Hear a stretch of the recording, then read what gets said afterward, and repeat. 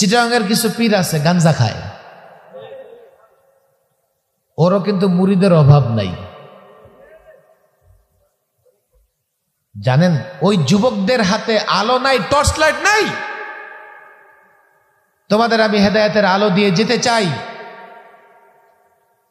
যার ইলম নাই, যে হেদায়েতের উপরে নাই, তার লাখো মুরিদ থাকলেও সেই পীরের কাছে যাওয়া যাবে না।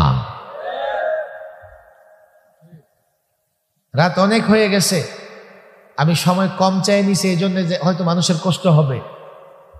এই দুইটা বিষয়ের উপরে আমি আলেমদেরও বলি, গতানুগতিক চললে এই ছাত্ররা আমাদের কালকে আমাদের নেতৃত্ব মানবে না, তারা বুঝবেই না।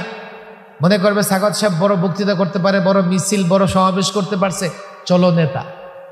আমাকে যদি কেউ নেতা মনে করে, সেও 10 বার চিন্তা করবে আসলেই কি উনি ইলম হেদায়েতের উপরে আছে না নাই।